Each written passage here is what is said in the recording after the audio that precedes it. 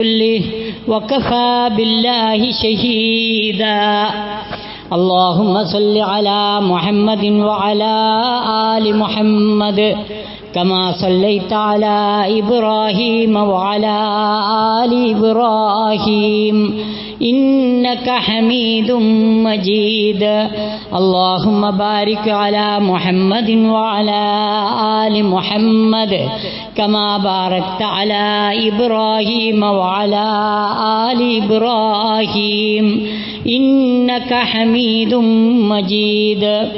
أما بعد فإن خير الحديث كتاب الله وخير الهدي هدي محمد صلى الله عليه وسلم وشر الأمور محدثاتها وكل محدثة بدعة وكل بدعة ضلالة.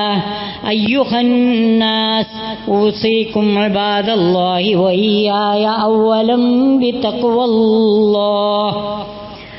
أعوذ بالله من الشيطان الرجيم. بسم الله الرحمن الرحيم. ولقد نصركم الله ببدر وأنتم أذلة فاتقوا الله لعلكم تشكرون. إذ تقول للمؤمنين ألن يكفيكم أن يمدكم ربكم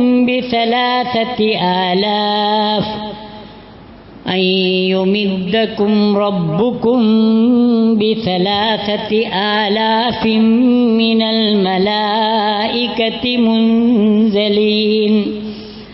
بلى إن تصبروا وتتقوا ويأتوكم من فورهم هذا يمددكم ربكم ب5 آلاف من الملائكة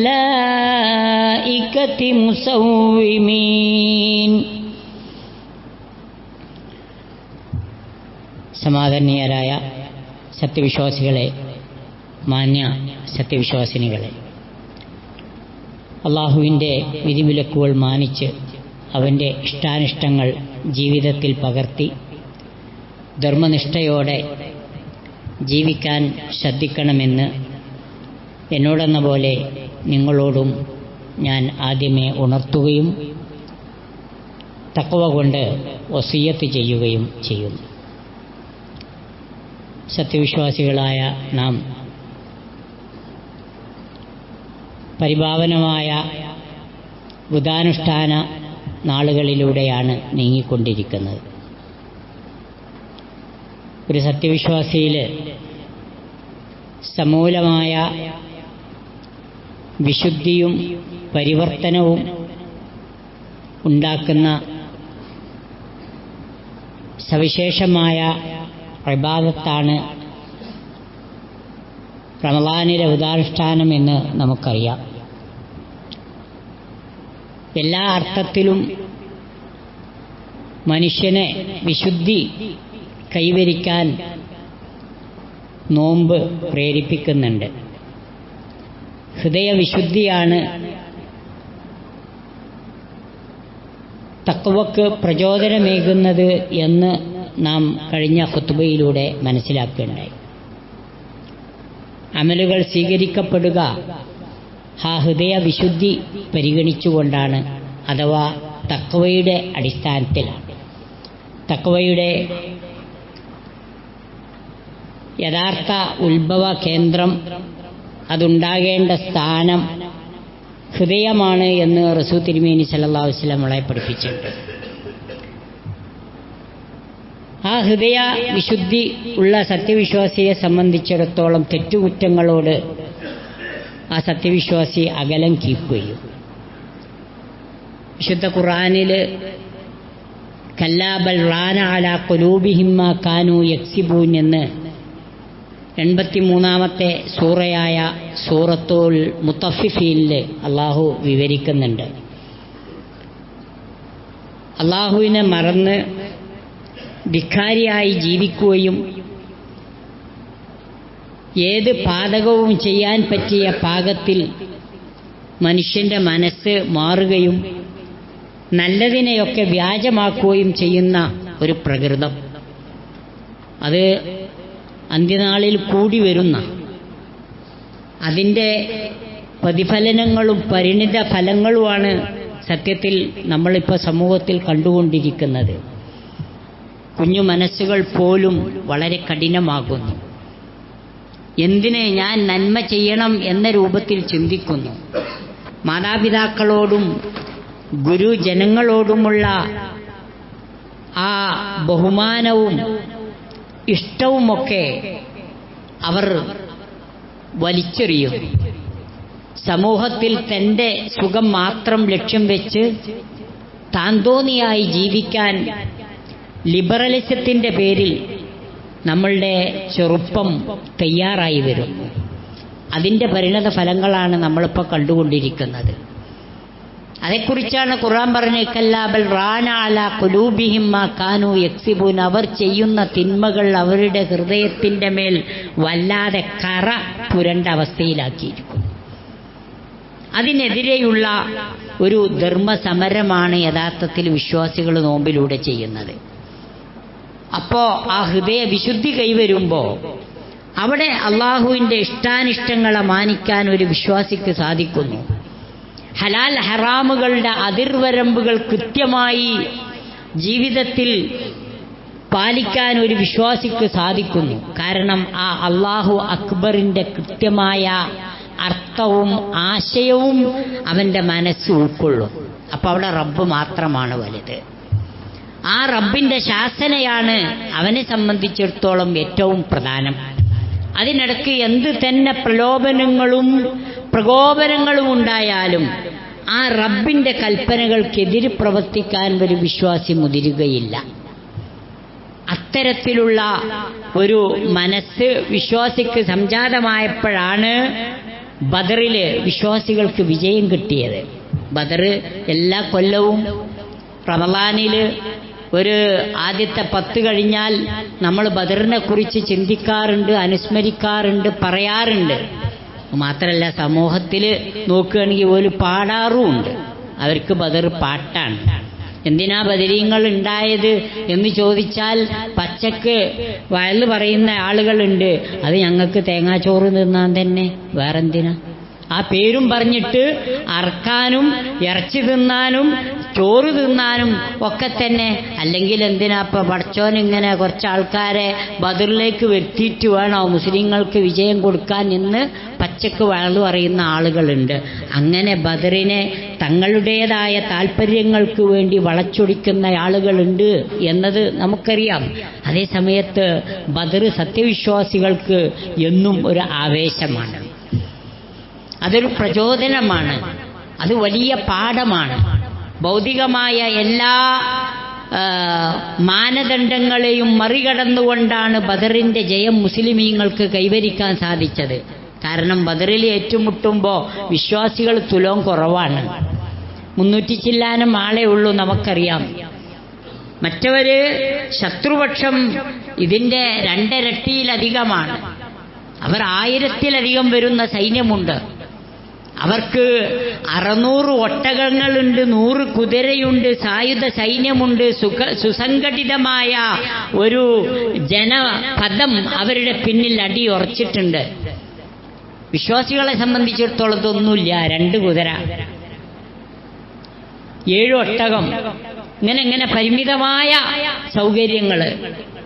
അവർക്ക് ശത്രുസഞ്ചയത്തോട് പോരാടാൻ ആവശ്യമായ ആയുധം അവരുടെ കയ്യിലില്ല. പക്ഷേ അവരുടെ ആകെണ്ടായിരുന്ന ഫലം എന്തായിരുന്നു? അത് അള്ളാഹുവിലുള്ള അചഞ്ചലമായ വിശ്വാസം, ലാ ഇലാഹ ഇല്ലല്ലാഹയായിരുന്നു. നിങ്ങൾ ക്ഷമിക്കുകയും തഖ്വയുള്ളവരാവുകയും ചെയ്താൽ അവിടെ അള്ളാഹുവിൻ്റെ സഹായം നിങ്ങൾക്ക് ലഭിക്കുമെന്ന് അള്ളാഹു സുബ്ഹാനഹു വ തആല ബദറിൻ്റെ പാഠം പഠിപ്പിക്കുമ്പോൾ പറഞ്ഞു തരുന്നുണ്ട്. ഇന്ന് ഇന്ത്യ മുസ്ലിമീങ്ങളുടെ അവസ്ഥയും ഇതിൽ നിന്ന് ഭിന്നമല്ല. ഇപ്പോൾ ഹോളിയുടെ ഭാഗമായിട്ട് പള്ളികളൊക്കെ അടക്കാനും നിസ്കാരമൊക്കെ ഒന്ന് വീട്ടിൽ സ്വകാര്യമാക്കി മാറ്റിവെക്കാനും ആവശ്യപ്പെട്ടിരിക്കുന്നു. എവിടെയാണ് ജനാധിപത്യം? എവിടെയാണ് നീതിനിഷ്ഠ?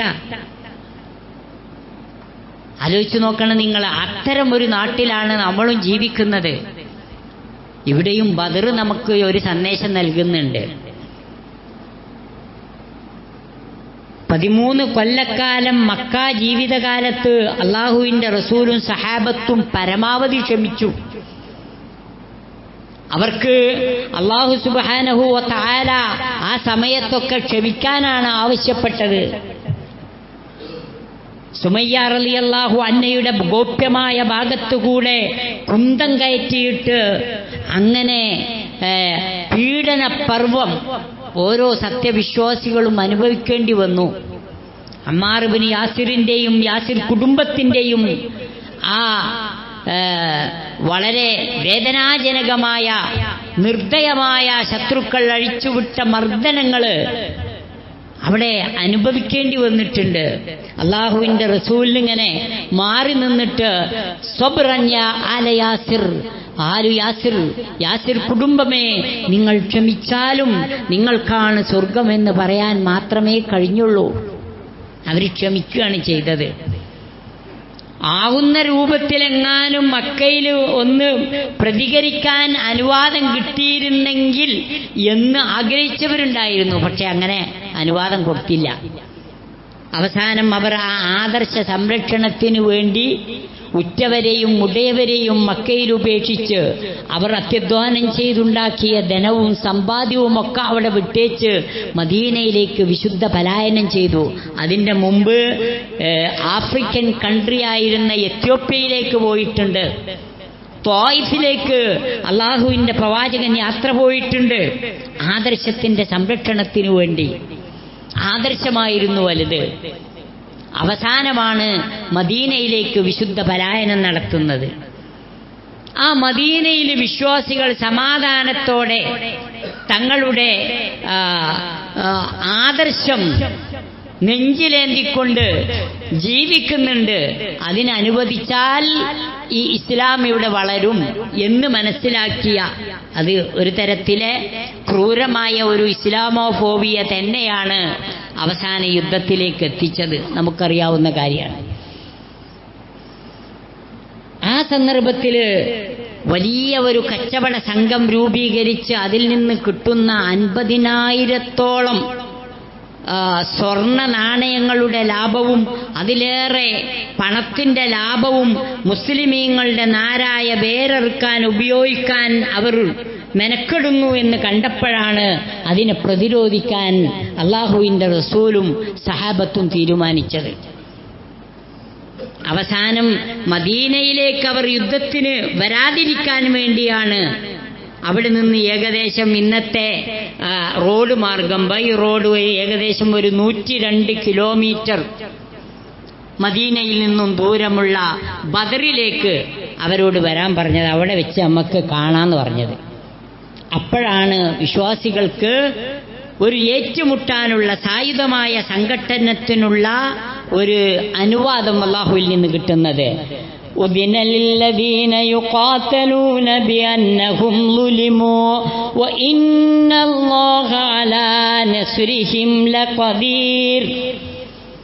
വിശ്വാസികൾക്ക് സത്യനിഷേധികളായ ആളുകളോട്, സത്യവിശ്വാസികളായ ആളുകളുടെ നേരെ അവർ മർദ്ദനമുറകൾ അടിച്ചുവിടുന്നു എന്ന കാരണത്താൽ ബിഅന്നഹും ളുലിമു, അവർക്ക് അവരോട് പ്രതിരോധിക്കാനുള്ള അനുവാദം അല്ലാഹു നൽകിയിട്ടുണ്ട്. അപ്പോഴാണ് അങ്ങനെ യുദ്ധത്തിനുള്ള ഒരു അനുവാദം കിട്ടുന്നത്. അല്ലായിരുന്നുവെങ്കിൽ രംഗം മാറുമായിരുന്നു. വളരെ ന്യൂനപക്ഷമായ മുസ്ലിമീങ്ങൾക്ക് മക്കയിൽ വെച്ച് തന്നെ ശത്രു സഞ്ചയത്തോട് സായുധ സമരം നടത്താനുള്ള അനുവാദം കിട്ടി അവരൊരു സായുധ പോരാട്ടം നടത്തിയിരുന്നുവെങ്കിൽ അവിടെ മുസ്ലിമീങ്ങൾ നാമാവശേഷമാകും.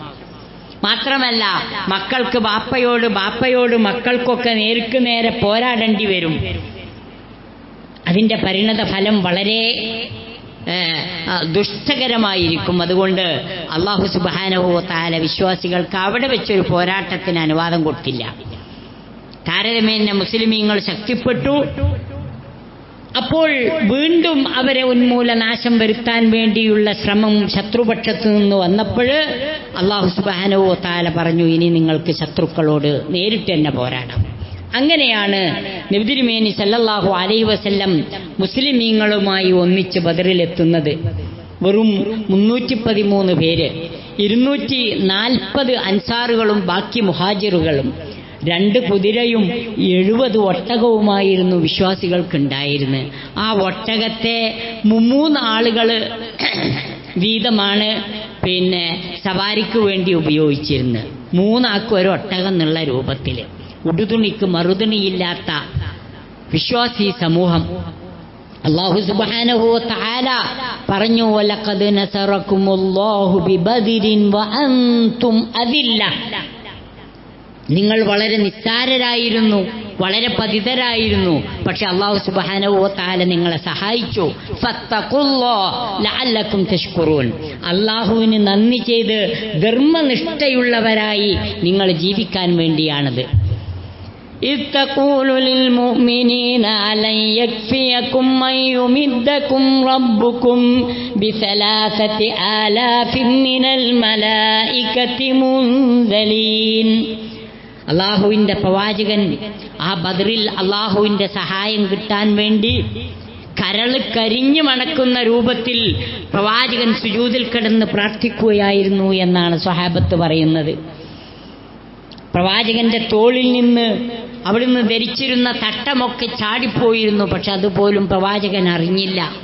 അബൂബക്കർ സിദ്ദീഖ് റളിയല്ലാഹു അൻഹുവാണ് ദീർഘനേരം പ്രാർത്ഥിച്ചുകൊണ്ടിരുന്ന പ്രവാചകന്റെ തോളിലേക്ക് വീണ്ടും ഈ തട്ടട്ട് കൊടുത്തിട്ട് പറഞ്ഞ്, പ്രവാചകരെ മതിയാക്കി, നിങ്ങൾ എണീക്കും.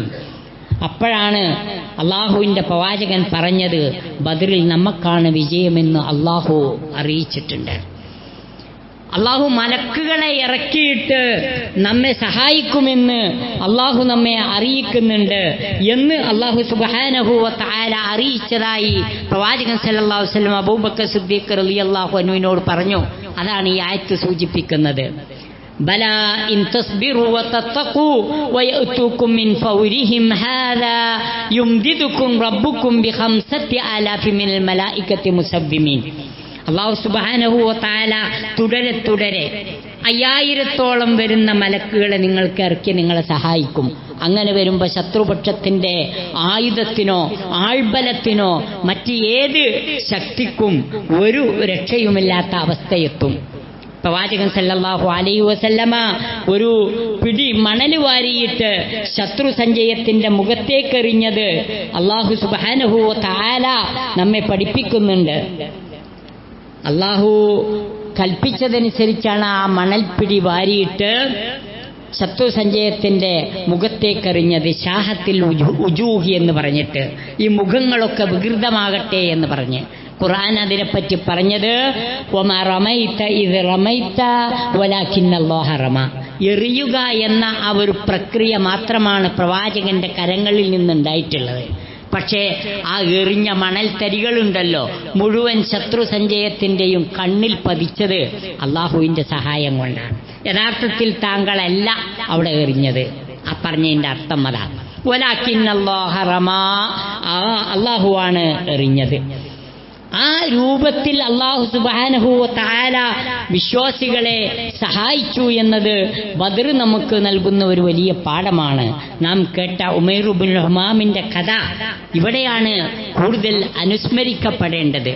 പ്രവാചകൻ സല്ലല്ലാഹു അലൈഹി വസല്ലമ ആ വിശ്വാസി സഹോദരങ്ങളോട് പറഞ്ഞു, നിങ്ങൾ ധൈര്യസമേതം ബദറിൽ രണാങ്കണത്തിൽ ഇറങ്ങിയിട്ട് വീരമൃത്യു വരിക്കുകയാണെങ്കിൽ അല്ലാഹു സുബ്ഹാനഹു വ തആല നിങ്ങൾക്ക് സ്വർഗം നൽകാൻ തയ്യാറാണ്. അതുകൊണ്ട് ഖൂമു ഇലാ ജന്ന, അള്ളാഹുവിൻ്റെ സ്വർഗം കരഗതമാകുന്നതിന് വേണ്ടി നിങ്ങൾ രംഗത്ത് വരിക. അർളുഹസ്സമാവാത്തു വല്ലൽ, വാനഭുവനങ്ങളോളം പ്രവിശാലമാണ് അള്ളാഹുവിൻ്റെ സ്വർഗം. അപ്പോഴാണ് അദ്ദേഹം തൻ്റെ ആ അമ്പ് സൂക്ഷിച്ചിരുന്ന കൊമ്പിൽ നിന്ന് ഏതാനും കാരക്കച്ചുളകൾ ചവച്ചുകൊണ്ടിരുന്ന ഉമൈർ റളിയല്ലാഹു അൻഹു പ്രവാചകന്റെ അടുത്ത് വന്നിട്ട്, പ്രവാചകരെ, നിങ്ങൾ പറയുന്ന സ്വർഗം ആകാശഭൂമികളോളം പ്രവിശാലമാണെന്നാണോ? അതേ ഉമൈർ എന്ന് പറഞ്ഞപ്പോൾ അദ്ദേഹം അത് തുപ്പിക്കളഞ്ഞു. കാരണം അന്വേഷിച്ച പ്രവാചകനോട് ഉമൈർ റളിയല്ലാഹു അൻഹു പറഞ്ഞ മറുപടി, ഈ കാരക്കച്ചുള തിന്നു തീരുവോളം ഈ ദുനിയാവിൽ ഞാനിങ്ങനെ നിൽക്കുന്നതിൽ ഒരർത്ഥമില്ല, അള്ളാഹുവിൻ്റെ പ്രവാചകൻ എനിക്ക് വേണ്ടി പ്രാർത്ഥിക്കണമെന്ന് പറഞ്ഞുകൊണ്ടാണ് അദ്ദേഹം രണാങ്കണത്തിലേക്ക് ഇറങ്ങുന്നത്. ഈ ബദറിലെ ഒന്നാമത്തെ രക്തസാക്ഷി ഉമൈർ റളിയല്ലാഹു അൻഹുവാണ്. അതുകൊണ്ട് വലിയ വലിയ പാഠങ്ങൾ നമുക്ക് പഠിപ്പിക്കുന്നതാണ് യഥാർത്ഥത്തിൽ ബദർ. സ്വബർ വേണം, തഖ്വ വേണം. അള്ളാഹു ആകണം ഒരു വിശ്വാസിയുടെ മനസ്സിൽ ഏറ്റവും വലുത്. എങ്കിൽ ഭൗതികമായ ശക്തിയെ ഒരു സത്യവിശ്വാസിക്ക് ഭയപ്പെടേണ്ടതില്ല എന്ന വലിയ ഒരു പാഠം. അബൂജഹലിന്റെ കഴുത്തറുത്തുകൊണ്ട് കൊണ്ടുവന്നിട്ട് സത്യവിശ്വാസികളിൽപ്പെട്ട 2 കുട്ടികൾ, വളരെ ചെറുപ്പക്കാരായ 2 ആളുകളാണത് ആ കൃത്യം നിർവഹിച്ചത്. അവർ പ്രവാചകൻ സല്ലല്ലാഹു അലൈഹി വസല്ലമയോട് പറഞ്ഞു, ഹാദാ റഅ്സു അദുവല്ലാഹ് അബീജഹൽ, അള്ളാഹുവിൻ്റെ റസൂലെ, അള്ളാഹുവിൻ്റെ ശത്രു അബൂജഹലിന്റെ തലയാണ് ഞങ്ങൾ ഈ അരിഞ്ഞുകൊടുന്നത്. ആരാണത്? മുആദ് ഇബ്നു അംർ ഇബ്നുൽ ജമൂഹ് റളിയല്ലാഹു അൻഹും മിഅ്വദ് ഇബ്നു അഫ്റാ റളിയല്ലാഹു അൻഹും. അള്ളാഹുവിൻ്റെ റസൂല് ചോദിച്ചു, അല്ലാഹ് അല്ലദീ ലാ ഇലാഹ ഇല്ലാഹു, 3 പ്രാവശ്യം ഇത് പറഞ്ഞുകൊണ്ട്, അതെയോ എങ്കിൽ അല്ലാഹു അക്ബർ, അൽഹംദുലില്ലാഹ് അല്ലദീ സദഖ വഅദഹ വനസറ അബ്ദഹ വഹസമൽ അഹ്സാബ വഹദഹ. ഓരോ ഹാജിയും ഓരോ മുഅ്തമിറും ഹജ്ജും ഉംറയും ചെയ്യുമ്പോൾ ആ സഫയുടെയും മർവയുടെയും കുന്നിൽ നിന്നുകൊണ്ട് അനുസ്മരിക്കുന്ന ദൈവീകമായ സഹായത്തിൻ്റെ ഏറ്റവും പവിത്രമായ വചനങ്ങളാണ്. അള്ളാഹുവാണ് ഏറ്റവും വലുത്, അള്ളാഹുവിന് സർവസ്തുതിയും. അല്ലദീ സദഖ വഅദഹ, ശത്രു സഞ്ചയത്തെ അമ്പെ പരാജയപ്പെടുത്തുമെന്ന അള്ളാഹുവിന്റെ ആ വാഗ്ദത്തം അള്ളാഹു നിറവേറ്റിയിട്ടുണ്ട്. വനസറ അബ്ദ, ഇതാ അള്ളാഹുവിന്റെ അടിമയെ അള്ളാഹു സഹായിച്ചിരിക്കുന്നു. വഹസമൽ അഹ്സാബ വഹദ, മുഴുവൻ ശത്രു സഞ്ചയത്തെയും പരാജയപ്പെടുത്തിയത് ഏകനായ റബ്ബാണ് എന്ന് പറഞ്ഞുകൊണ്ട് ഈ അബൂജഹലിനെ കൊന്നു എന്ന വിവരമറിയിച്ച കുട്ടികളോട് അള്ളാഹുവിന്റെ റസൂൽ പറഞ്ഞു, ഇന്തരിഖ് അരിനി, പോയിട്ട് ആ അബൂജഹലിന്റെ ജട എനിക്കൊന്ന് കാണിച്ചു തരണം. ഫഖാൽ, അങ്ങനെ കണ്ടപ്പോ പറഞ്ഞു, ഹാദാ ഫിർഔനു ഹാദിഹിൽ ഉമ്മ, ഈ ഉമ്മത്തിലെ ഫിർഔനാണിത് എന്നാണ് പറഞ്ഞത്. ആലോചിച്ചു നോക്കുക സഹോദരങ്ങളെ, ഈ ഉമ്മത്തിനെതിരെ ഇന്നും ഒരു ഫിറൗനല്ലത്. രാജ്യത്തിനകത്തും പുറത്തുമായിട്ട് ഒരുപാട് ഫറോവമാര്, ഫിറൗനുമാര്, അഭിനവ ഫിറൗനുമാര് മുസ്ലിമീങ്ങൾക്കെതിരെ കൊമ്പ് കുലുക്കി നടക്കുന്ന ഒരു കാലത്ത് സ്വബർ കൊണ്ട്, തഖ്വ കൊണ്ട്, അല്ലാഹു അക്ബർ എന്ന ആ തക്ബീർ ധ്വനിയുടെ ആശയം നെഞ്ചേറ്റിക്കൊണ്ട് ശത്രു സഞ്ചയത്തെ പരാജയപ്പെടുത്താൻ നമുക്ക് സാധിക്കണം. അവിടെ അള്ളാഹുവിൻ്റെ സഹായം നമുക്ക് ലഭിക്കും. അള്ളാഹു സുബ്ഹാനഹു വ തആല എല്ലാ അർത്ഥത്തിലും അവരുടെ ദീന് ആദർശമനുസരിച്ച് നല്ല തലയെടുപ്പോടെ, തൻ്റെ ഇടത്തോടെ, അഭിമാനത്തോടെ ജീവിക്കുവാനുള്ള തൗഫീഖ് സത്യവിശ്വാസികളായ നമുക്കേവർക്കും നൽകി അനുഗ്രഹിക്കുമാറാകട്ടെ.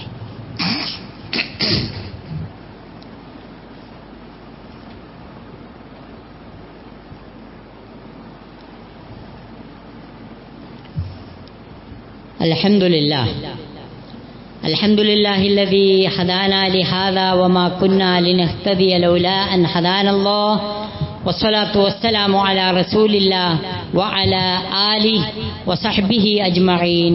അയ്യുഹന്നാസ് ഇത്തഖുല്ലാഹ ഹഖ്ക തുഖാതിഹി വലാ തമൂതുന്ന ഇല്ലാ വഅൻതും മുസ്ലിമൂൻ.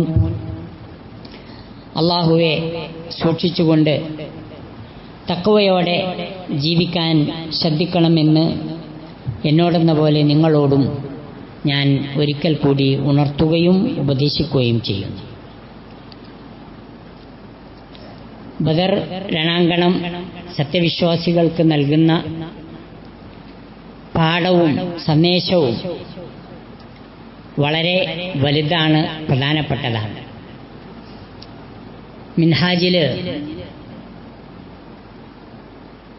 ഏറ്റവും വലിയ മുജദ്ദിദ് എന്ന് അവകാശപ്പെടാൻ പറ്റിയ മഹാരഥനായ പണ്ഡിതൻ സൂചിപ്പിച്ച ഒരു കാര്യം ശ്രദ്ധേയമാണ്. ഇല്ലം നുറബ്ബി നുഫൂസന അലൽ ജിഹാദ് വസ്സഖാ ബിൽ മാലി വന്നഫ്സ് വബദിലിൽ മാലി വന്നഫ്സ് ഫലാ ഹയാ. നമ്മൾ സത്യവിശ്വാസികൾ ജിഹാദിനു വേണ്ടി അതുപോലെ തന്നെ ഉദാരതക്കായി നമ്മുടെ ധനം കൊണ്ടും നമ്മുടെ ശരീരം കൊണ്ടും ദീനീ മാർഗത്തിൽ ചെലവഴിക്കാൻ നമ്മൾ തയ്യാറാകുന്നില്ലെങ്കിൽ ഫലാ ഹയാത്ത, പിന്നെ അവിടെ ഒരു ജീവിതമില്ല. ഇന്ത്യ മുസ്ലിമീങ്ങൾ അധമരാകാൻ കാരണമെന്നതിൻ്റെ ഉത്തരം ഇതാണ്. നമ്മൾ നമ്മുടെ ധനം കൊണ്ടും നമ്മുടെ ശരീരം കൊണ്ടും അള്ളാഹുവിൻ്റെ മാർഗത്തിൽ ദീനിനു വേണ്ടി ധർമ്മസമരം ചെയ്യാൻ തയ്യാറാകണം. ഇല്ലം യകുൻ കുല്ലു ഫർദിൻ മിൻ ജുന്ദില്ലാഹ്, ഓരോ വ്യക്തിയും അള്ളാഹുവിൻ്റെ സൈന്യമായി നിലകൊള്ളാൻ തയ്യാറില്ലെങ്കിൽ മുസ്തഇദ്ദൻ ലിൽ മൗത്ത്, മരിക്കേണ്ടി വന്നാൽ മരിക്കാൻ തയ്യാറാകുന്നില്ലെങ്കിൽ അഹ്വനു മാ യകൂനു അലൈഹി ദാലിക് ബൽ അഹബ്ബു മാ യകൂനു ഇലൈഹി, ആ അള്ളാഹുവിൻ്റെ മാർഗത്തിൽ ജീവൻ ത്യജിക്കുക എന്നത് വളരെ നിസ്സാരമായ ഒരു കാര്യമായി എടുക്കാൻ ഒരാൾ തയ്യാറാകുന്നില്ലെങ്കിൽ മാദാമ വാസിഖൻ അന്നഹു ഫീ സബീലില്ലാഹ് ഫലാ ഹയാത ലിൽ ഉമ്മ, അവിടെ ഉമ്മത്തിന് എപ്പോഴും പേടിച്ചരണ്ട് ഒരു മൂലക്ക ഒതുങ്ങി നിൽക്കുന്ന ഒരു വിഭാഗമായിട്ട് വിശ്വാസി സമൂഹം മാറാൻ നിന്നാൽ പിന്നെ അവർക്ക് ജീവിതമില്ല. അവിടെ നമുക്ക് ഈമാന് വേണം, തഖ്വ വേണം. ആ ഈമാനും തഖ്വയും ഒരു വിശ്വാസിക്ക് നൽകുന്ന എല്ലാ സൽഗുണങ്ങളും ആർജിച്ചെടുക്കാൻ സത്യവിശ്വാസികളായ നമുക്ക് സാധിക്കുകയും ചെയ്യണം. സൂറത്തു ആൽ ഇംറാനില് അല്ലാഹു സുബ്ഹാനഹു വ തആല ചോദിക്കുന്ന ചോദ്യം വളരെ പ്രസക്തമാണ്. അം ഹസിബതും അൻ തദ്ഖുലുൽ ജന്ന, വെറുതെ അങ്ങ് സ്വർഗത്തിൽ പ്രവേശിക്കാമെന്ന് നിങ്ങൾ ആരെങ്കിലും വിചാരിക്കുന്നുണ്ടോ? വലമ്മ യഅലമില്ലാഹു അല്ലദീന ജാഹദൂ മിൻകും, നിങ്ങളിൽ നിന്ന് ത്യാഗ പരിശ്രമങ്ങൾ നടത്തുന്ന ആളുകൾ ആര്? അതാണ് ജിഹാദിന്റെ ഏറ്റവും പവിത്രമായ വശം. അള്ളാഹുവിന്റെ മാർഗത്തിൽ അള്ളാഹുവിന്റെ പ്രീതിക്കായി ഒരു സത്യവിശ്വാസി നടത്തുന്ന ത്യാഗമാണ് യഥാർത്ഥത്തിൽ ഏറ്റവും വലിയ ജിഹാദ്. അവിടെ പണം ഇറക്കേണ്ടടുത്ത് പണം ഇറക്കണം, അവിടെ സ്വന്തം ശരീരം കൊണ്ട് അധ്വാനിക്കേണ്ടടുത്ത് അത് ചെയ്യണം. അതാണ് ജിഹാദ്. അത്തരം ഘട്ടങ്ങളിലൊക്കെ അങ്ങേയറ്റത്തെ സഹനം കൈക്കൊള്ളുന്നവരാര് എന്നും അള്ളാഹുവിന് മനസ്സിലാക്കിയിട്ടേ ഓരോരുത്തരെയും അള്ളാഹ് സ്വർഗത്തിൽ പ്രവേശിപ്പിക്കുള്ളൂ. അല്ലാതെ വെറുതെ അങ്ങ് സ്വർഗത്തിൽ കയറാമെന്ന് ആരും വിചാരിക്കേണ്ടതില്ല എന്നാണ് വിശുദ്ധ ഖുർആൻ നമ്മളെ പഠിപ്പിക്കുന്നത്. ആ സ്വർഗം പുൽകാനായി നാം നമ്മുടെ ധനം കൊണ്ടും നമ്മുടെ ശരീരം കൊണ്ടും ധർമ്മസമരം നടത്തേണ്ടതുണ്ട് എന്ന ഒരു പാഠം ബദർ നമ്മളെ പഠിപ്പിക്കുകയാണ്. ഈ പരിശുദ്ധ റമളാൻ മാസത്തിൽ നാം നടത്തുന്ന ജീവകാരുണ്യ പ്രവർത്തനങ്ങൾ അറ്റമില്ലാത്തതാണ്. ഈ ഓരോ റമളാനിലും വിശ്വാസികളുടെ സമൂഹത്തിൽ ഒഴുകിക്കൊണ്ടിരിക്കുന്ന പണം കണക്കാക്കാൻ പറ്റില്ല. കോടാനക്കോടി പണമാണ് മനുഷ്യന്മാർ ചെലവഴിക്കുന്നത്. അത്ഭുതമാണ്. ഒരു സത്യനിഷേധിക്ക് ആ പിശുക്കുകൊണ്ട് ഒരിക്കലും അവൻ അധ്വാനിച്ച ധനം ഇങ്ങനെ ചെലവഴിക്കാൻ കഴിയൂല. അതുകൊണ്ടാണ് നമ്മുടെ പള്ളികൾ നടന്നു പോകുന്നത്, അതുകൊണ്ടാണ് നമ്മളുടെ മദ്രസകൾ സജീവമായി നിലനിൽക്കുന്നത്, അതുകൊണ്ടാണ് ദീനി പഠന കേന്ദ്രങ്ങൾ അറബിക് കോളേജുകളും മറ്റും നമ്മുടെ നാട്ടിൽ വളരുകയും അതുപോലെ തന്നെ പിടിച്ചു നിൽക്കുകയും ചെയ്യുന്നത്. അവിടെയൊക്കെ യഥാർത്ഥത്തിൽ ധനം കൊണ്ടുള്ള ജിഹാദ് അനിവാര്യമാണ്. കാരുണ്യ പ്രവർത്തനങ്ങൾ ധാരാളം നടക്കുന്നുണ്ട്. നമ്മുടെ മെഡിക്കൽ കോളേജ് പരിസരത്ത് തന്നെ പരിസരത്തൊന്നും കാണാത്ത രൂപത്തിലുള്ള ശ്രദ്ധേയമായ പ്രവർത്തനങ്ങൾ നമ്മുടെ സംഘടനയായിരുന്നാലും സഹോദര സംഘടനകളായിരുന്നാലും രാഷ്ട്രീയ ചായ്വുള്ളവരായിരുന്നാലും അല്ലാത്തവരായിരുന്നാലും പല രൂപത്തിലും നടത്തിക്കൊണ്ടിരിക്കുക. ഇതൊക്കെ നമ്മളുടെ പണം തന്നെയാണ്, നമ്മളാണ് സഹായിച്ചുകൊണ്ടിരിക്കുന്നത്. ആ സഹായത്തിൻ്റെ കാര്യത്തിൽ ഇന്നേ വരെ നമുക്കൊരു നഷ്ടബോധം തോന്നിയിട്ടില്ല. എന്ന് കൊടുക്കാൻ തുടങ്ങിയതാ. ഈ കൊടുക്കുന്നവരെന്നെയാണ് ഈ കൊടുത്തുകൊണ്ടിരിക്കുന്നത്. ആ കൊടുക്കുന്നവർക്ക് വേണ്ടിയാണ് അള്ളാഹുവിൻ്റെ മലക്കുകൾ പ്രാർത്ഥിച്ചു കൊണ്ടിരിക്കുന്നത്. അല്ലാഹുമ്മ അഅതി മുൻഫിഖൻ ഖലഫ, അള്ളാഹുവെ നിന്റെ മാർഗത്തിൽ ചെലവഴിക്കുന്നതിന് നീ പകരം കൊടുത്ത് അത് വർദ്ധിപ്പിച്ചു കൊടുക്കണേ എന്ന് അള്ളാഹുവിൻ്റെ മലക്കുകളാ പ്രാർത്ഥിക്കണത്. അപ്പൊ തന്നെ നമ്മൾ പേടിക്കേണ്ട ഒരു പ്രാർത്ഥനയും കൂടെ ഉണ്ട് കേട്ടോ. അതെന്താ? അല്ലാഹുമ്മ അഅതി മുംസികൻ തലഫ. അതല്ല, നീ കൊടുത്ത ധനത്തിൽ നിന്ന് നിന്റെ മാർഗത്തിൽ അർഹരായ ആളുകൾക്ക് അർഹമായ മാർഗത്തിൽ ചെലവഴിക്കാൻ തയ്യാറാകാത്തവനുണ്ടല്ലോ, അവൻ ഞാനും വിശ്വാസിയെന്ന് പറയുന്നത് വെറുതെ. ആ വിശ്വാസം മനസ്സിലാണ്ട് സ്വാധീനം ചെലുത്തിയിട്ടില്ല. അത്തരം ആളുകൾക്ക് നീ നാശം നൽകണേ എന്നും അള്ളാഹുവിൻ്റെ മലക്കുകൾ പ്രാർത്ഥിച്ചുകൊണ്ടിരിക്കുന്നുണ്ട്. ആ മലക്കുകളുടെ പ്രാർത്ഥന നമ്മൾ ഭയപ്പെടണം. അള്ളാഹുവിൻ്റെ മുഖറബീങ്ങളായ മലക്കുകൾ നമുക്കെതിരെ പ്രാർത്ഥിക്കാൻ പാടില്ല. മറിച്ച് അവർ നമുക്ക് അനുകൂലമായി പ്രാർത്ഥിക്കുന്ന ആ കൂട്ടത്തിൽപ്പെടാനാണ് നമ്മൾ ശ്രദ്ധിക്കേണ്ടത്. അല്ലാഹു സുബ്ഹാനഹു വ തആല പറയുകയുണ്ടായി, ഫത്തഖുല്ലാഹ മസ്തതഅതും, ആവുന്നത്ര പടച്ചോനെ പേടിച്ച് നിങ്ങൾ ജീവിക്കി.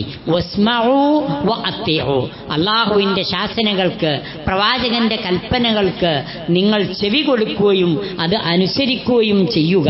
വ അൻഫിഖു ഖൈറൻ ലിഅൻഫുസികും, നിങ്ങൾക്ക് ഗുണകരമായ രൂപത്തിൽ അല്ലാഹു നൽകിയ ധനം നിങ്ങൾ ചെലവഴിക്കുക.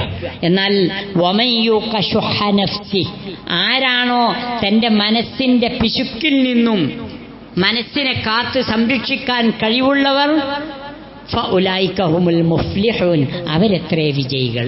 ആ വിജയികളുടെ കൂട്ടത്തിൽ പെടാനായി അള്ളാഹുവിൻ്റെ മാർഗത്തിൽ എല്ലാ നന്മയുടെ മാർഗത്തിലും ചെലവഴിക്കാൻ നമ്മൾ തയ്യാറാകണം. സകാത്ത് ആർക്കൊക്കെ കൊടുക്കണം, ഏതിനൊക്കെ കൊടുക്കണം എന്ന കാര്യത്തിൽ തർക്കം, അഭിപ്രായ വ്യത്യാസങ്ങൾ പണ്ഡിതന്മാരിൽ ഉണ്ടെങ്കിലും അതിൽ ഏറ്റവും അനുയോജ്യമായ അഭിപ്രായം ഖൈറായ മാർഗത്തിലൊക്കെ, അതൊക്കെ ഫീ സബീലിൽ പെടുന്നതാണ്. ദൈവമാർഗം എന്ന് പറയുമ്പോൾ ഖൈറായ മാർഗത്തിൽ ഏതൊക്കെ മാർഗമുണ്ടോ അതിലൊക്കെ ചെലവഴിക്കുന്നത് ഫീ സബീലാണ്. അല്ലാതെ 8 കൂട്ടത്തിൽ ഇത് പെടൂല എന്ന് പറഞ്ഞാണ് നമ്മൾ അങ്ങനെ ആ 8 ആളെ മാത്രം തെരഞ്ഞു നടക്കേണ്ടതില്ല എന്നർത്ഥം. അല്ലാഹു സുബ്ഹാനഹു വ തആല അവൻ നൽകിയ ധനം അള്ളാഹുവിന് ഇഷ്ടപ്പെട്ട മാർഗത്തിൽ ചെലവഴിക്കുവാനുള്ള സന്മനസ്സും തൗഫീഖും അള്ളാഹു നമുക്ക് ഏവർക്കും നൽകി അനുഗ്രഹിക്കുമാറാകട്ടെ. അതുവഴി അള്ളാഹു സുബ്ഹാനഹു വ തആല നമ്മളുടെ ധനത്തിൽ അള്ളാഹു സുബ്ഹാനഹു വ തആല കൂടുതൽ ഖൈറും ബർക്കത്തും വർധനവും നൽകി നമ്മെ അനുഗ്രഹിക്കുമാറാകട്ടെ. നമ്മിൽ നിന്നും വന്നുപോയ ചെറുതും വലുതുമായ തെറ്റുകുറ്റങ്ങൾ ഗഫൂറും റഹീമുമായ തമ്പുരാൻ നമുക്ക് ഏവർക്കും പുറത്തു മാപ്പാക്കി തരുമാറാകട്ടെ. നമ്മിൽ നിന്നും രോഗികളായ ആളുകൾക്ക് അള്ളാഹു സുബ്ഹാനഹു വ തആല സമാശ്വാസം നൽകി അനുഗ്രഹിക്കുമാറാകട്ടെ, രോഗമുക്തി പ്രദാനം ചെയ്യുമാറാകട്ടെ. നമ്മളുടെ ഒരു സഹോദരി താനൂരിൽ മരണപ്പെട്ടിട്ടുണ്ട്. അവർക്ക് വേണ്ടി പ്രാർത്ഥിക്കണമെന്ന് വേണ്ടപ്പെട്ടവർ വിളിച്ചറിയിച്ചിട്ടുണ്ട്. സുബൈദ എന്ന ആ സഹോദരി ക്യാൻസർ ബാധിതയായി കുറച്ചു കാലം ഹോസ്പിറ്റലൈസ് ആയിരുന്നു. പ്രായം കുറഞ്ഞ ഒരു സഹോദരിയാണ്. അവർക്ക് വേണ്ടി പ്രാർത്ഥിക്കണമെന്ന് ആവശ്യപ്പെട്ടിട്ടുണ്ട്. സുബൈദ എന്ന നമ്മുടെ മരണപ്പെട്ടുപോയ ഈ സഹോദരിക്ക് അവരിൽ നിന്നും വന്നുപോയ ചെറുതും വലുതുമായ തെറ്റുകുറ്റങ്ങൾ ഗഫൂറും റഹീമുമായ തമ്പുരാൻ പുറത്തു മാപ്പാക്കി കൊടുക്കുമാറാകട്ടെ. അവരെയും നമ്മയും അള്ളാഹുവിൻ്റെ ജന്നാത്തുൽ ഫിർദൗസിൽ അള്ളാഹു ഒരുമിച്ച് കൂട്ടുമാറാകട്ടെ. മുത്തക്കികളായ നോമ്പുകാരായ ഭാഗ്യവാന്മാരായ ആളുകൾ റയ്യാൻ എന്ന സ്വർഗത്തിൻ്റെ സവിശേഷമായ കവാടത്തിലൂടെ സ്വർഗത്തിൽ പ്രവേശിക്കുമ്പോൾ ആ മഹാഭാഗ്യവാന്മാരുടെ കൂട്ടത്തിൽ പാപികളായ നമ്മയെല്ലാം അള്ളാഹു ഉൾപ്പെടുത്തി അനുഗ്രഹിക്കുമാറാകട്ടെ. നോമ്പിലൂടെ നാം നടത്തുന്ന നമ്മുടെ നമസ്കാരം, നമ്മുടെ നോമ്പ്, അതുപോലെ തന്നെ നമ്മുടെ തറാവീഹ് നമസ്കാരങ്ങൾ, ദുആകൾ, സ്വതക്കകൾ, സകാത്തുകൾ തുടങ്ങി എല്ലാ നന്മകളും, ഖുർആൻ പാരായണം തുടങ്ങി എല്ലാ നന്മകളും അള്ളാഹു നമ്മിൽ നിന്ന് സ്വീകരിക്കുകയും നമ്മയുടെ നന്മയുടെ തുലാസിൽ ഘനം തൂങ്ങുന്ന ഒരു അമലായി ഈ അമലുകളെല്ലാം മാറ്റുകയും ചെയ്യുമാറാകട്ടെ. اللهم اغفر للمؤمنين والمؤمنات والمسلمين والمسلمات الأحياء منهم والأموات يا مجيب الدعوات ويا قاضي الحاجات. اللهم اغفر لنا ولإخواننا الذين سبقونا بالإيمان ولا تجعل في قلوبنا غلا للذين آمنوا ربنا إنك رؤوف رحيم. اللهم أعز الإسلام والمسلمين وأذل الشرك والمشركين. اللهم أجرنا من النار. اللهم أجرنا من النار. اللهم أجرنا من النار. ربنا تقبل منا إنك أنت السميع العليم وتب علينا إنك أنت التواب الرحيم. اللهم لا تدع لنا ذنبا إلا غفرته ولا عيبا إلا سترته ولا مرضا إلا شفيته ولا حاجة إلا من حوائج الدنيا والآخرة إلا قضيته برحمتك يا أرحم الراحمين.